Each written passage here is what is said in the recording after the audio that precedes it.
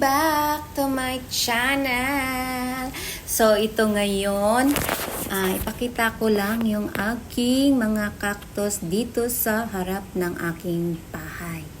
So, ito ay si Opuntia or bunny ears. So, yan. Ayan. So, ang tagal na nito. At ito yung aking Areucarpus. Yan, Areucarpus.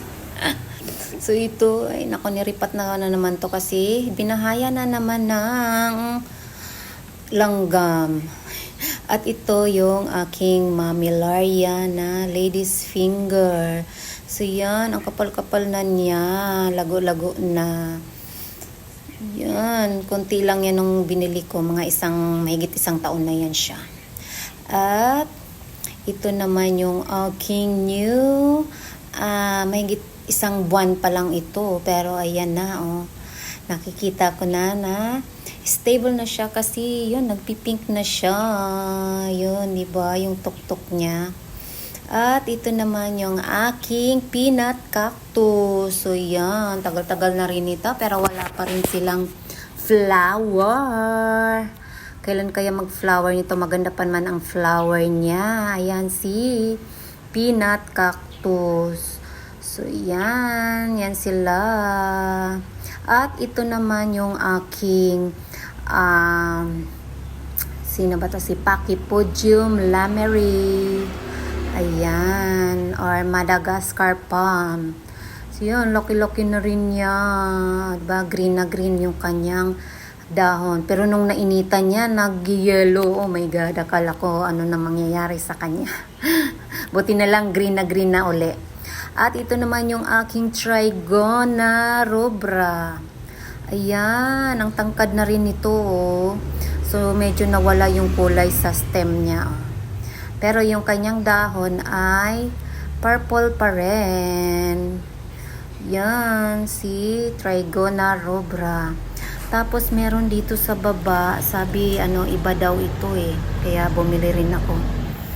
Yan, ito purple na purple talaga. So yan, may baby na. At ito naman ay rat's tail daw ito Ayan So may baby na rin siya. Yan. At dito naman tayo sa kabila, si Trigona na green. So ito, tagal na rin to sa akin. Ito, hiningi ko lang to sa kapatid ko. So nung hiningi ko, maliit lang siya talaga. Ganito lang Yan.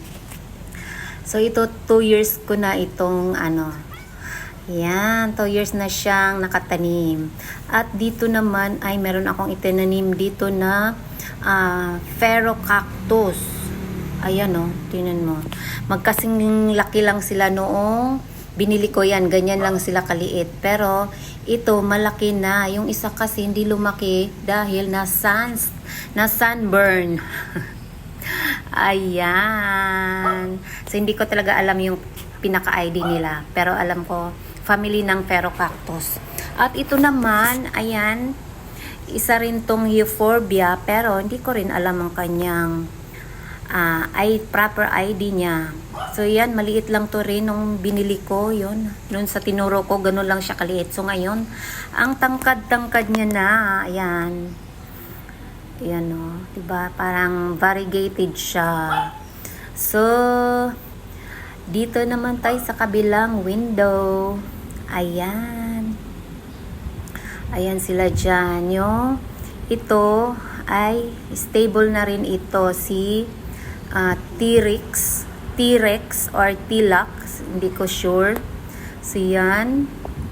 Meron kasi akong palatandaan na maliit pa kasi siya noon. Ayan. Kaya alam ko stable na. Yun, malaki na siya. Yun. Yung parang ribs na tumubo sa kanya. Ayan. Diba, ganda ng kulay. At ito naman, ayan, ang tangkad-tangkad na nitong aking rainbow cactus na to. Pero hanggang ngayon, wala pa siyang flower. Kailan kaya ito magka-flower?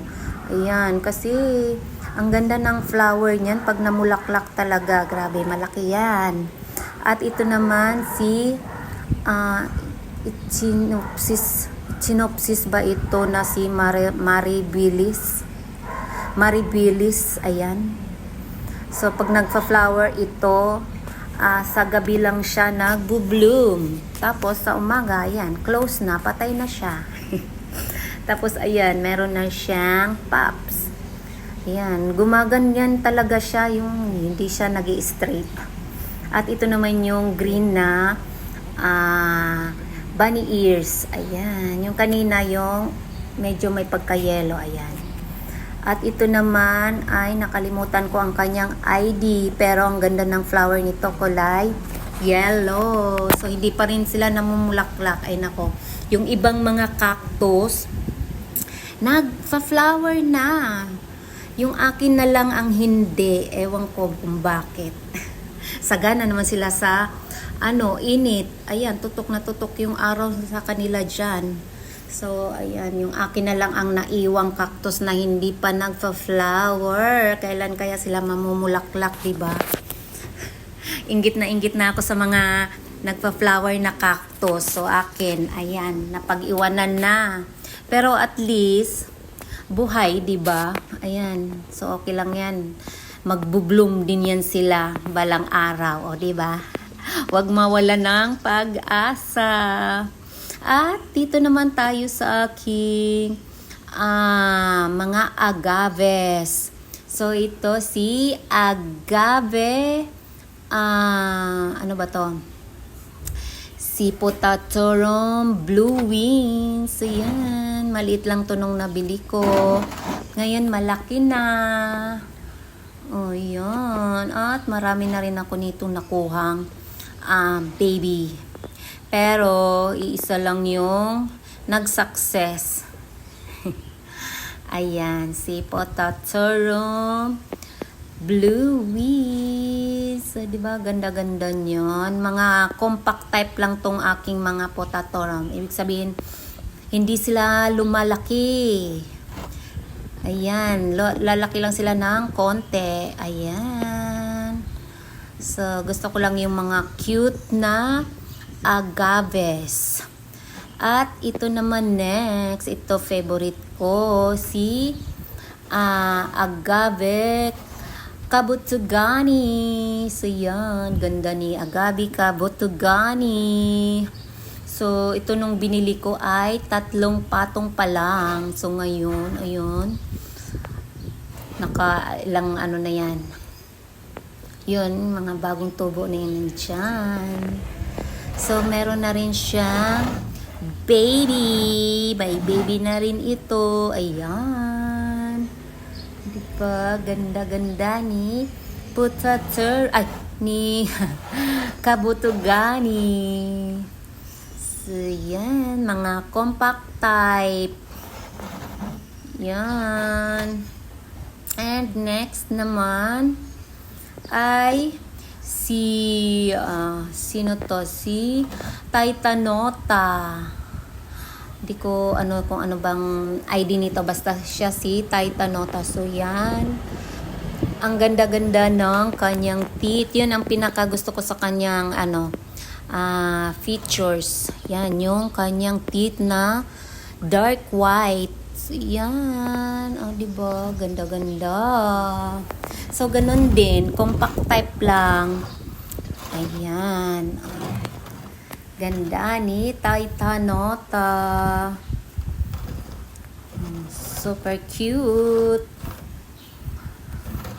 Yan. Meron pa akong gustong Titanota, pero ang mamahal kasi nila eh.